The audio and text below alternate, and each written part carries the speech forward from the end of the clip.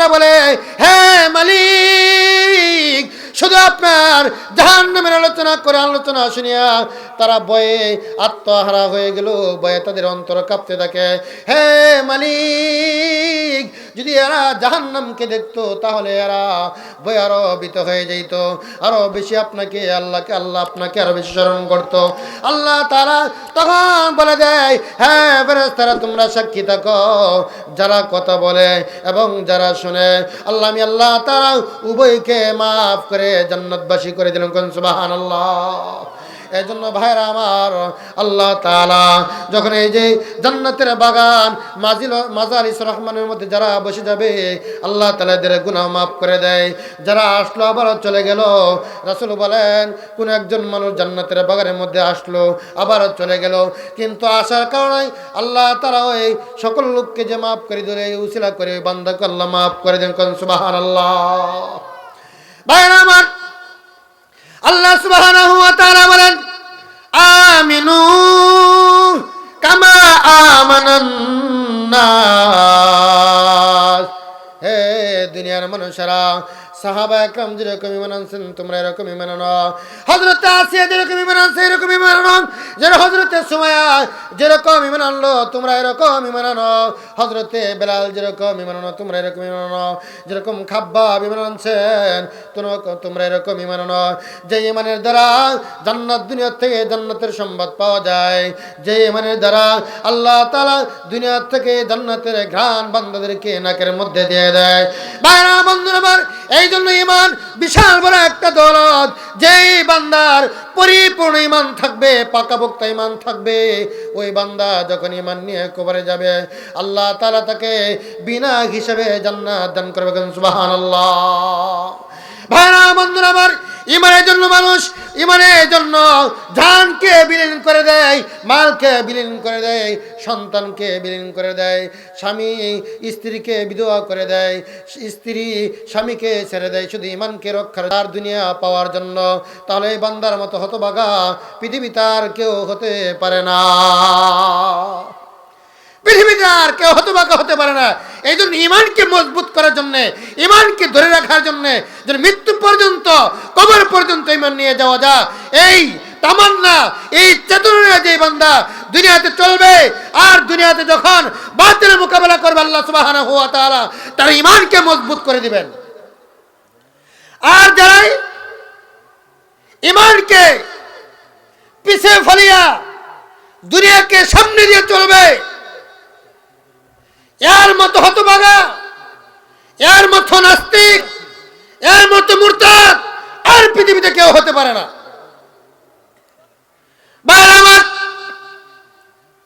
সাহাবা একরামদের ঈমানে কি রকম পাওয়ার ছিলেন।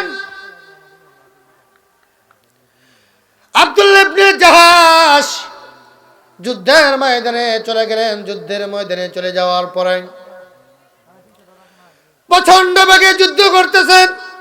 যুদ্ধ করতে করতে হঠাৎ করে তলোয়ারটা ভেঙে গেল। ভেঙে যাওয়ার পরে পয়গম্বরের কাছে চলে আসলেন, এসে বললেন, হে পয়গম্বর, আমার তো তলোয়ারটা ভেঙে গিয়েছে, আমি কি দিয়া যুদ্ধ করব, আমাকে একটা তলোয়ার দিয়ে দেন। হে পয়গম্বর, একটা তলোয়ার দিয়ে দেন। আল্লাহর পয়গম্বর বললেন, হ্যাঁ আব্দুল্লাহ ইবনে জাহাশ, আমার কাছে তো কোনো তলোয়ার নাই, আমি তোমাকে কোথা থেকে তলোয়ার দেব? যুদ্ধ যাওয়ার সময় সমস্ত তলোয়ার তোমাদেরকে দিয়ে দিলাম, এখন তলোয়ার কোথা থেকে দেব? আল্লাহর পয়গম্বর ডানে তাকালেন, কোনো তলোয়ার নাই, বামে তাকালেন, কোনো তলোয়ার নাই, সামনে তাকালে কোনো তলোয়ার নাই, পিছনে তাকালে কোনো তলোয়ার নাই। আব্দুল্লাহ ইবনে জাহাশকে বললেন, হে আব্দুল্লাহ ইবনে জাহাশ, আমার কাছে কোনো তলোয়ার নাই, আমার সামনে দেখা যায় একটা খাজুরের ডাগ্গ দেখা যায়। হে আব্দুল্লাহ ইবনে জাহাশ, যাও, আমি তোমাকে খাজুরের ডাগ্গ দিয়ে দিলাম, তুমি যুদ্ধের ময়দানে চলে যাও।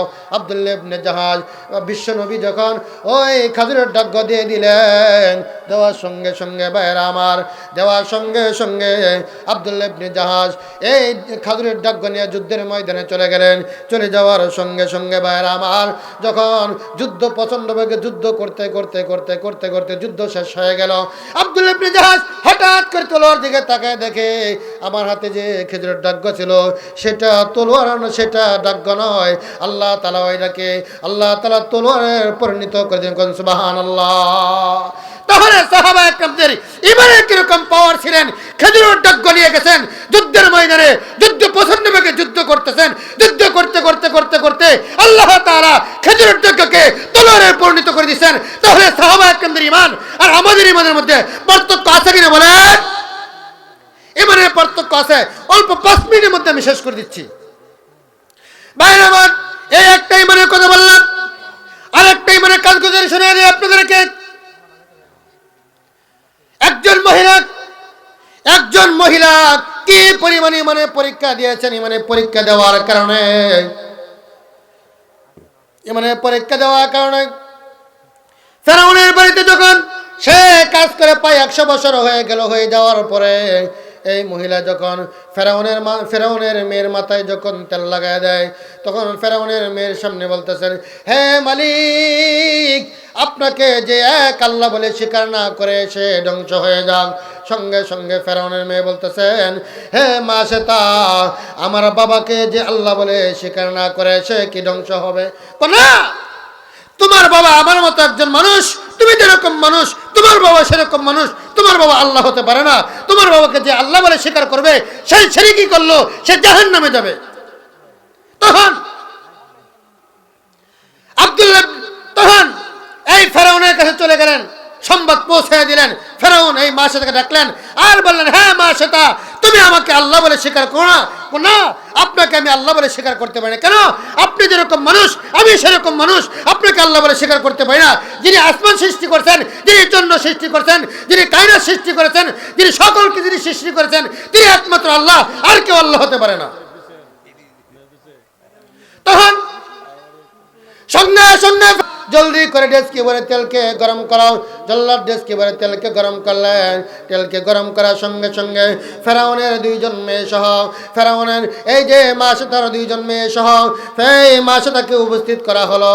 করানোর সঙ্গে সঙ্গে বলতেছে, হে মা শ্বেতা, তুমি যদি আমাকে আল্লাহ বলে স্বীকার না করো, তাহলে তোমার যে সন্তানের বয়স 8 বছর, এই সন্তানকে গরম তেলে নিক্ষেপ করা হবে।